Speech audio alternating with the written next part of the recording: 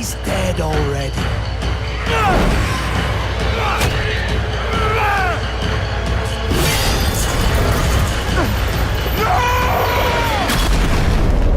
What is the hidden truth about Diablo 4's troubled production and the cancelled Diablo 4 game fans will never see? It's a shame he didn't make it. Oh well, cheer up. Gold splits better 3 ways instead of 4. With Diablo 4's long-awaited reveal at BlizzCon 2019, fans breathed a collective sigh of relief. However, this is not even the original Diablo game Blizzard was working on for years behind closed doors. In fact, it's the original and other cancelled Diablo games that will never be seen by the public that will most likely shock you. Run! As Diablo 4's creation was because of a previously fumbled release. Hey, just was wondering, is this an out-of-season April Fool's joke? No, not that release. This one. Angels, demons, I fear their conflict will soon engulf the world of men. And when it does, what hope will there be when even the wrath of angels cannot be quenched? The original Diablo 4, codenamed Project Hades internally at Blizzard, was, according to those who worked on the project, a Diablo game in the style of Dark Souls. Yes, Dark Souls. It would be a gothic, challenging dungeon crawler utilizing a third-person, over-the-shoulder camera rather than the series' traditional isometric design. A wholly baffling departure from Diablo's signature ARPG style, and a step further away from many hardcore fans' fervent pleas for Diablo to simply go back to its roots by finding what made Diablo 2 great and simply iterating on that. Further compounded by Diablo 3's limp reception at launch. But why would Blizzard simply refuse to go back to the glory days of Diablo 2? Or couldn't they? The better part of my soul will remain behind.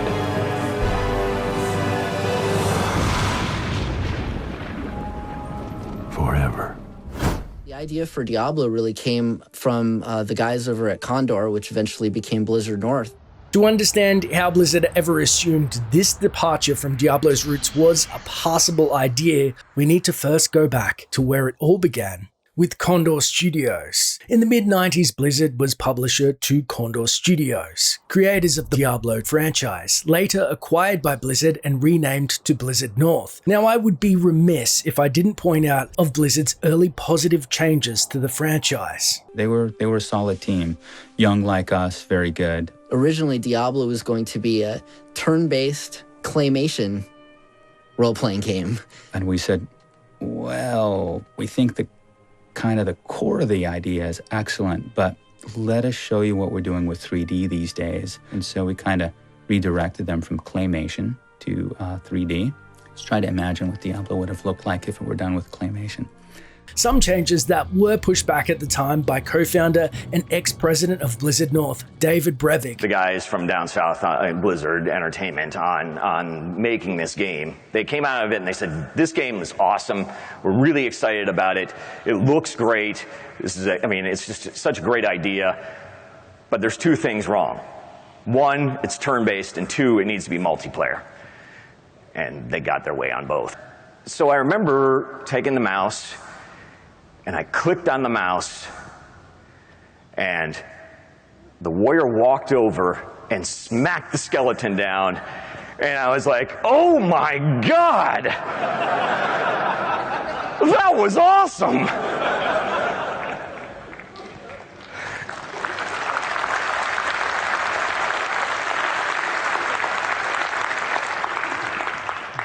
And the sun shone through the window, and God passed by,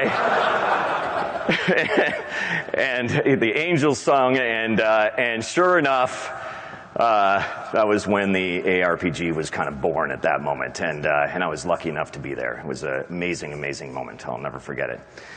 And so that was really kind of the birth and really a big turning point in the project. And this was pretty early on. This was still probably about maybe 5 months in or 6 months in that we had done this. Why did I follow him? I don't know. Why do things happen as they do in dreams? All I know is that when he beckoned, I had to follow him. And from that moment, we traveled together east, always into the east.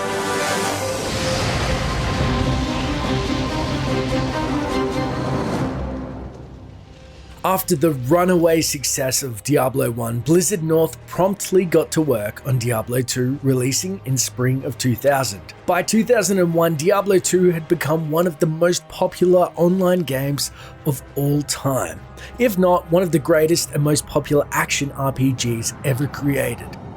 It was then I realized my companion hadn't been gaining strength. He had been losing what was left of his humanity.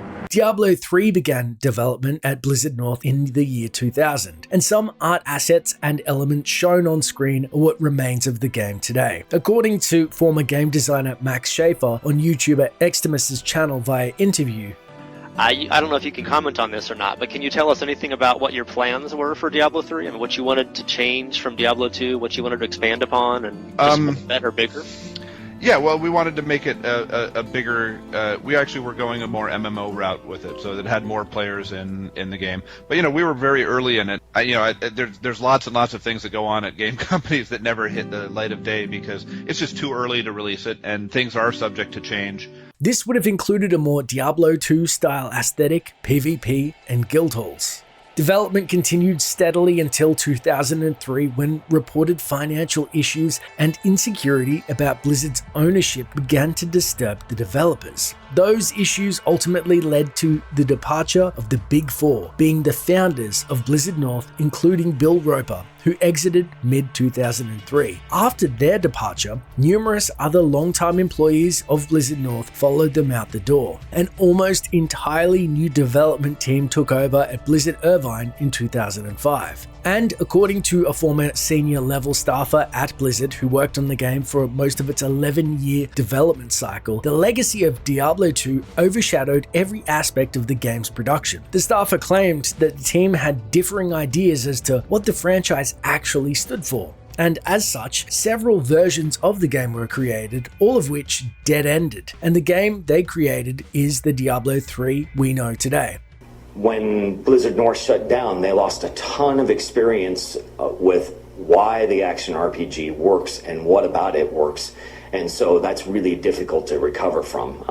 They didn't have the experience of people that knew, well, this is why you do things with random levels or whatever. And so that when you lose that experience, you're going to just create different types, a very different experience in the end than we would have created. You created the Diablo. I mean, how do you feel about it? Do you kind of feel a little bit let down that legacy has kind of been mashed up a little bit? I have very mixed emotions about it. On one hand, I'm sad that that people haven't enjoyed Diablo because it is a love and a passion and stuff like that, and it's obvious that people still have a giant love and passion for this, and they're speaking about it because they have such love for it, and that makes me feel great. I'm sad because people are outraged, and some of the decisions that they made aren't decisions that I would make, and so there have been some changes in philosophy, and that hasn't gone over very well. But as the shadow once again crawls across our world, without touching on the fact Diablo 3 feels like a whole other game universe versus Diablo 2, closer to World of Warcraft in aesthetic, the now infamous launch era 37, as well as a lack of PvP and failed auction house, fans were spinning proverbial bearings, and rightly so. But Blizzard had a plan. According to the wiki, the roots of Diablo 4 lie in late 2013 or early 2014, where Diablo 3, The King in the North, was cancelled, with the instruction that the development team move on to Diablo 4 regardless of what form the game might take. The King of the North content was released for free at the insistence of Mike Morhaime. According to Morhaime, this decision was about winning back the hearts and minds of people who were disappointed with the original Diablo 3 release.